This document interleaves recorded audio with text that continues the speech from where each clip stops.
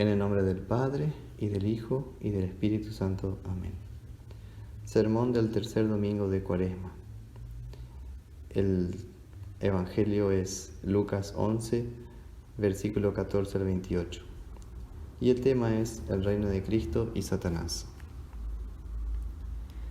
Estamos en cuarentena, y no me refiero a estar contagiado por alguna enfermedad o virus, sino porque estamos en la cuarentena de la Cuaresma, que son los 40 días camino a la Semana Santa.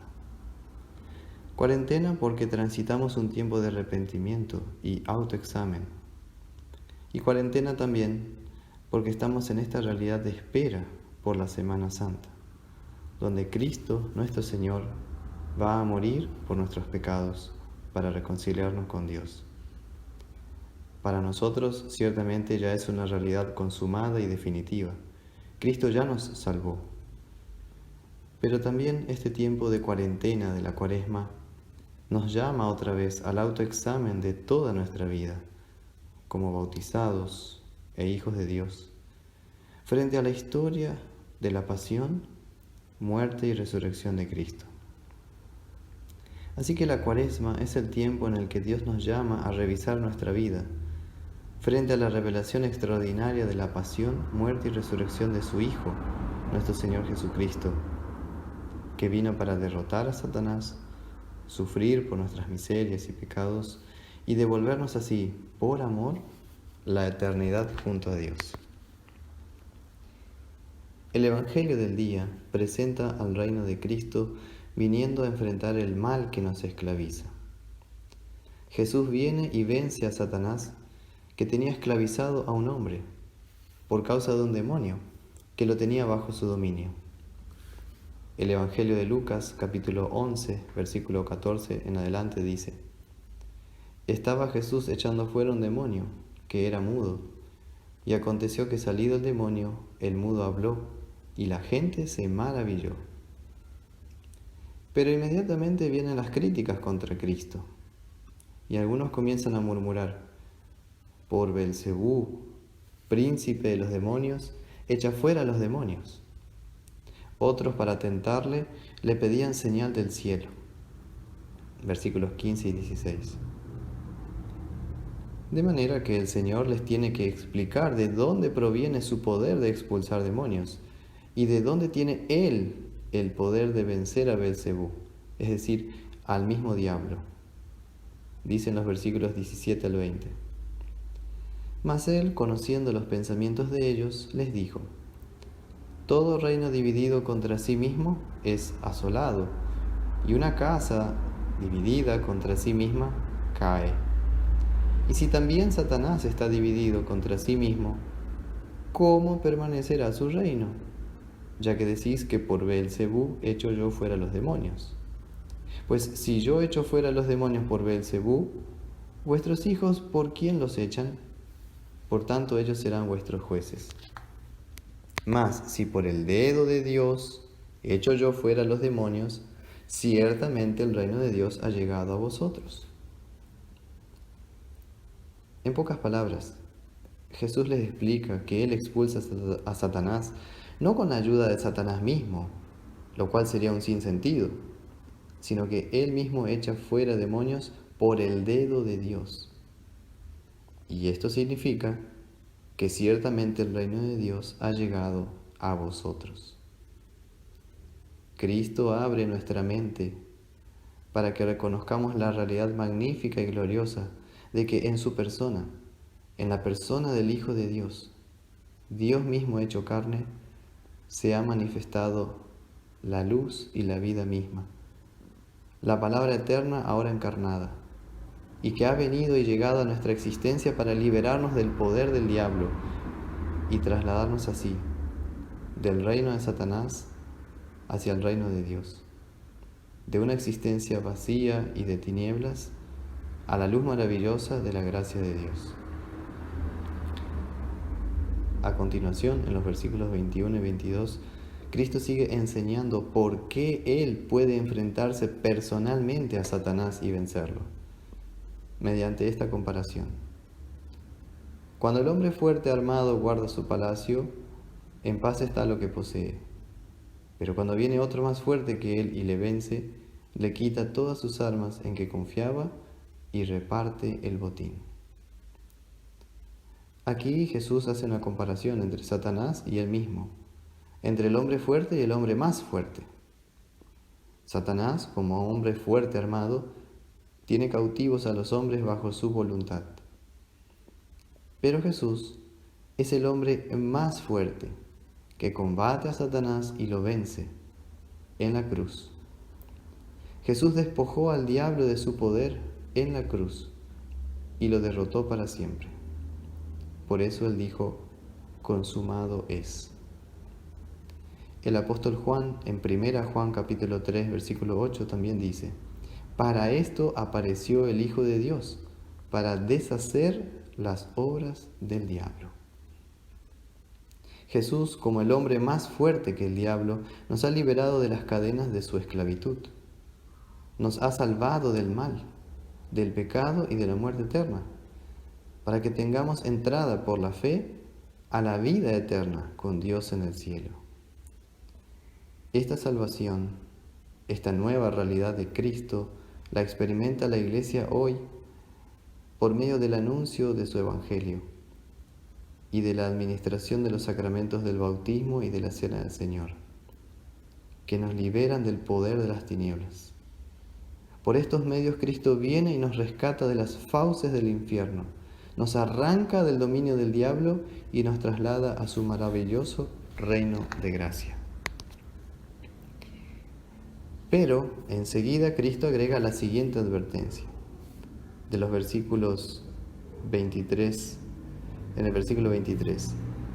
El que no es conmigo, contra mí es, y el que conmigo no recoge, desparrama. Aquí es donde interviene San Pablo, en Efesios 5, versículos 6 al 10, y nos aclara el significado de las palabras del Señor, diciendo, en otro tiempo erais tinieblas, mas ahora sois luz en el Señor. Andad como hijos de luz, porque el fruto del Espíritu es en toda bondad, justicia y verdad, comprobando lo que es agradable al Señor. Es decir, debemos ser conscientes de la realidad espiritual que nos rodea y en la cual estamos inmersos, que ciertamente hay un conflicto entre el reino de Dios y Satanás, entre los hijos de desobediencia y los hijos de Dios, entre los que andan en tinieblas y los que andan en la luz, entre los que son rebeldes a Dios y su palabra y los que guardan la palabra de Dios y la obedecen. Son dos caminos bien distintos, son dos formas de vida distintas, porque cada bando tiene una relación distinta con Dios. Unos todavía andan en tinieblas y muerte espiritual, y los otros ya están caminando desde el bautismo por el camino que llega a la vida eterna. Nadie los engañe, no sean partícipes con ellos de las obras de las tinieblas. Ahora que son cristianos y conocen a Dios, no se echen atrás. No se echen atrás, porque ahora sois luz en el Señor. Andad como hijos de luz. También señala San Pablo en 1 Corintios 15:33. Las malas compañías corrompen las buenas costumbres. Y por no tener en cuenta esta exhortación, ¿cuántos soldados de Cristo se vieron acosados por los ataques del diablo y no volvieron de la batalla como vencedores, sino como vencidos? Muchos tuvieron un buen comienzo, pero luego perdieron la gracia de Dios y la vida eterna. Pero nunca pienses que este perder la fe se debe a una decisión de Dios, o que Él ha predestinado a esas personas para la condenación. No. Quienes alguna vez fueron creyentes y luego perdieron su salvación, la perdieron por su propia culpa y no por algún decreto o decisión de Dios. Se desviaron de Dios por su propia voluntad. Esto mismo es lo que Cristo explica en nuestro Evangelio mediante la siguiente parábola, en Lucas 11, 24 al 26. Cuando el espíritu inmundo sale del hombre, anda por lugares secos buscando reposo, y no hallándolo, dice: volveré a mi casa de donde salí. Y cuando llega, la halla barrida y adornada. Entonces va y toma otros 7 espíritus peores que él, y entrados moran allí. Y el postrer estado de aquel hombre viene a ser peor que el primero. Aquí nuestro Señor está advirtiendo de un pecado en específico, el pecado de la apostasía. ¿Y qué es ese pecado de la apostasía? Bien, apostasía significa echarse atrás, retirarse, abandonar a Dios, renegar de la fe cristiana, despreciar la palabra y los sacramentos, no tener en alta estima la predicación y su palabra.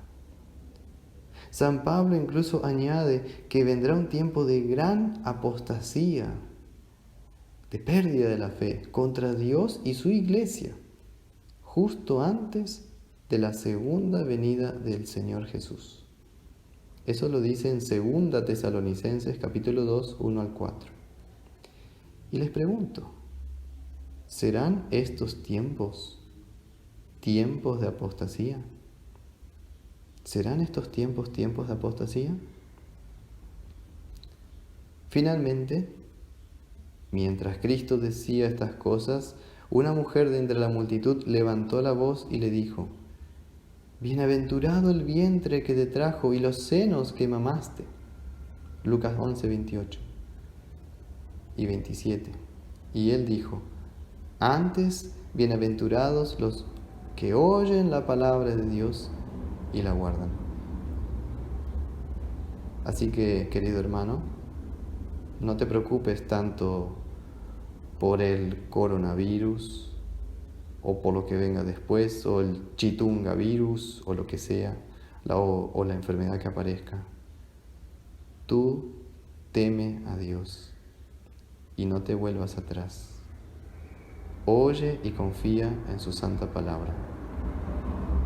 Tampoco tientes a Dios, exponiéndote a ti mismo a la influencia del mal, siendo seducido por él, o siendo irresponsable en el cuidado de tu cuerpo o de la salud de tus semejantes. Tomen los recaudos necesarios, pero tampoco dejemos, como iglesia, que la histeria colectiva nos domine. Respetemos a las autoridades establecidas y sus órdenes hasta donde la palabra de Dios lo permita. Así que en conclusión, en medio de toda esta histeria colectiva, de esta ansiedad por lo que será el día de mañana y del temor de las personas frente a la muerte, es que Dios hoy nos está brindando la oportunidad como cristianos en esta Cuaresma de dar testimonio de la buena noticia de Jesús, que Jesús precisamente ha venido para salvarnos de todo mal, que nos ha rescatado del diablo, del pecado y de la muerte eterna, no con oro o plata, sino con su santa y preciosa sangre, que murió en la cruz, que resucitó al tercer día, para que tengamos la paz de Dios y la salvación que viene de Dios, su justicia mediante la fe.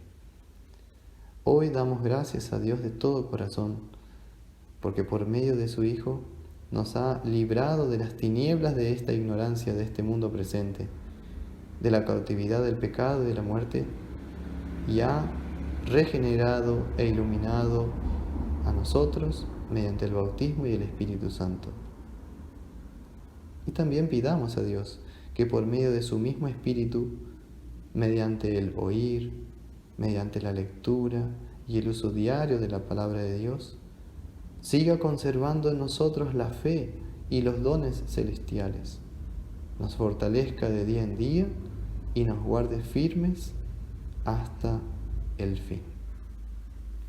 Amén.